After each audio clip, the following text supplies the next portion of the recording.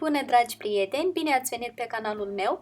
Astăzi vom pregăti un tort de mus tropical cu note de mango, cocos și fructul pasiunii. Pentru început să vorbim despre compoziția acestui tort. La bază avem un dacoaz din cocos, adică un strat din bezea, un strat de mus de mango și cocos, un strat de geleu din fructul pasiunii, un strat de cremă de mango, din nou un strat de mus și întregul tort va fi acoperit cu glazură oglindă. Haideți să începem! Pentru stratul de bezea, într-un mic bol adăugăm albușul de ou, care trebuie să fie de temperatura camerei, suc de lămâie și un praf de sare. Începem să batem mărind treptat viteza mixerului, iar când apare spuma adăugăm puțin câte puțin zahărul. Continuăm să batem albușul până când obținem o bezea stabilă și lucioasă.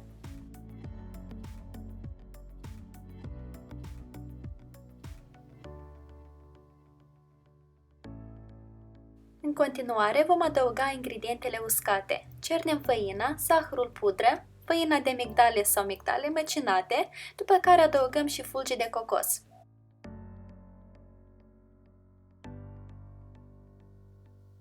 Incorporăm ingredientele uscate în bezea cu mișcări foarte gingașe folosind o spatulă.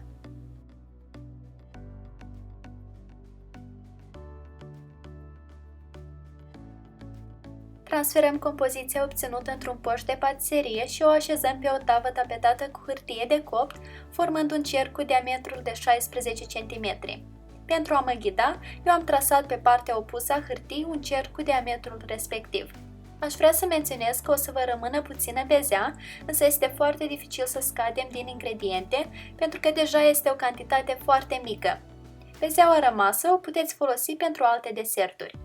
Nivelăm puțin suprafața și presărăm cu fulgi de cocos pentru o aromă și mai pronunțată.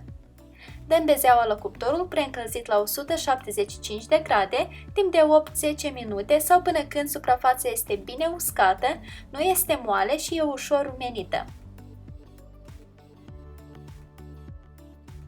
Îndepărtăm hârtie de copt și lăsăm stratul de bezea să se răcească complet.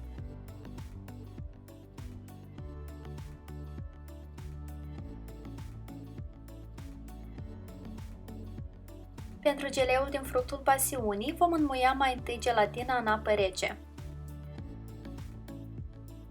Într-o cratiță punem piureul din fructul pasiunii și zahărul și dăm totul la foc mediu scăzut până tot zahărul se dizolvă. La dorință puteți să treceți piureul printr-o sită și astfel să eliminați semințele, eu însă am decis să le păstrez pentru că sunt o caracteristică frumoasă a acestui fruct.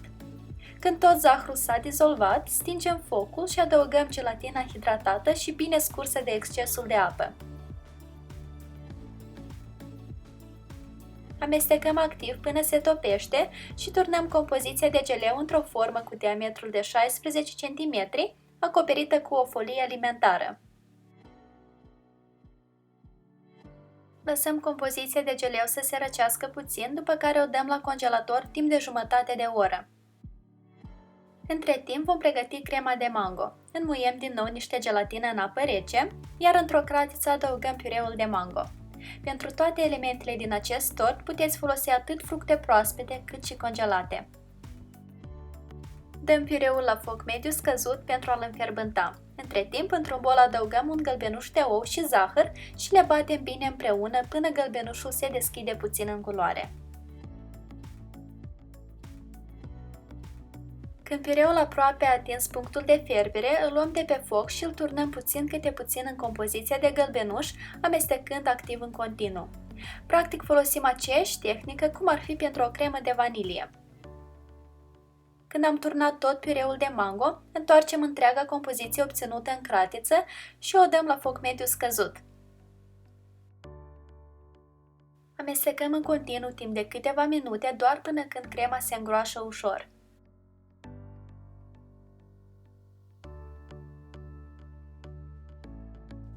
Stingem focul și adăugăm untul de temperatura camerei. Amestecăm activ până tot untul se topește și adăugăm și gelatina hidratată și scursă bine de excesul de apă.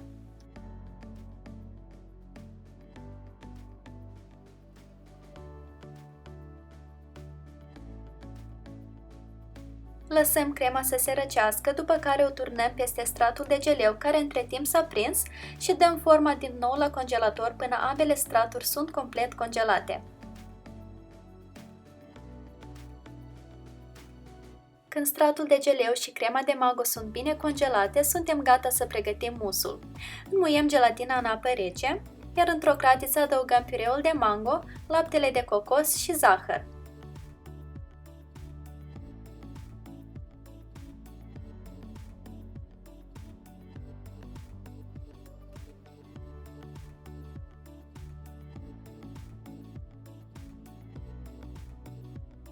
Aducem întreaga compoziție la fierbere, după care stingem focul și adăugăm gelatina hidratată și scursă foarte bine de apă.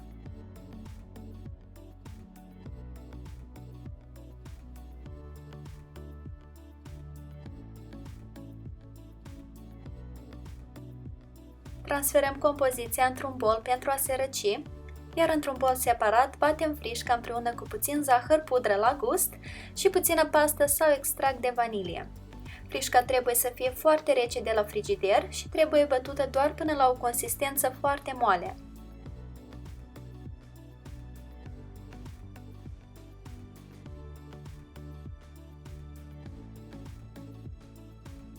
Cam așa e suficient.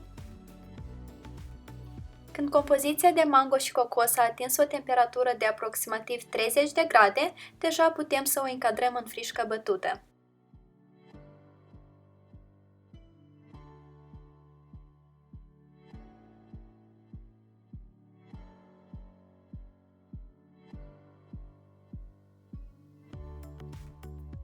Pentru asamblarea tortului, eu am ales să folosesc astăzi această formă de silicon, denumirea și toate dimensiunile ei le voi plasa în descriere. Însă bineînțeles că puteți folosi și o formă rotundă cu diametrul de 18 cm sau un inel din metal învelit bine cu o folie alimentară, cum am mai demonstrat și în alte rețete aici la canal. Vă recomand să plasați forma peste o tavă sau un tocător pentru a o putea transporta cu ușurință la congelator, fără să deranjați aranjamentul tortului. Mai întâi turnăm aproximativ jumătate din cantitatea totală de mus. Adăugăm stratul de geleu și crema de mango care sunt lipite împreună și sunt bine congelate, după care adăugăm tot musul rămas.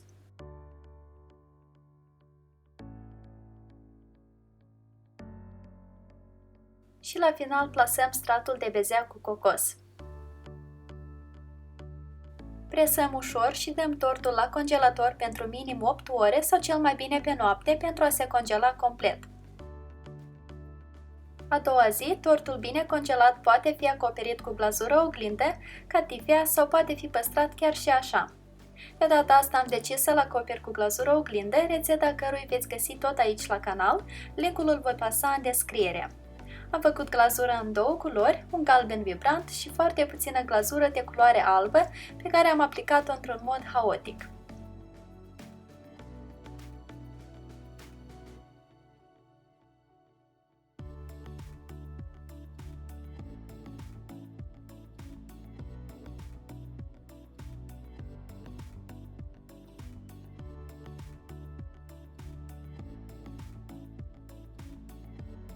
Aș vrea să vă reamintesc că în momentul în care aplicați glazura, tortul trebuie să fie direct de la congelator. Dacă îl veți lăsa prea mult timp să stea la temperatura camerei înainte de a-l glazura, atunci pe suprafața lui se va forma un strat de condens care va preveni glazura să se lipească bine de tort și eventual va aluneca atunci când îl veți servi.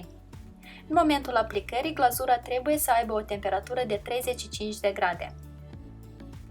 Decorați tortul în orice mod doriți, el trebuie decongelat la frigider timp de 4-5 ore înainte de a putea fi servit.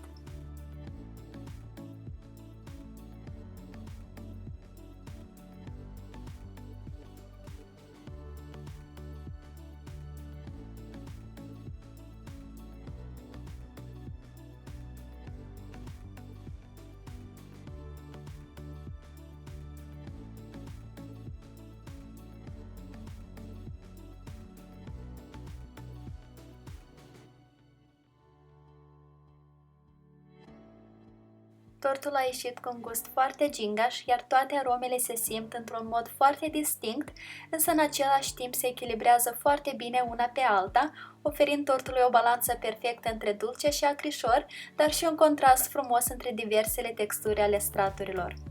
Lista la toate ingredientele, precum și linkurile menționate, le veți găsi în descrierea acestui video. Iar eu vă mulțumesc că ați fost alături de mine și vă invit cu drag să urmăriți și următoarea rețetă. Poftă bună! Pa, pa!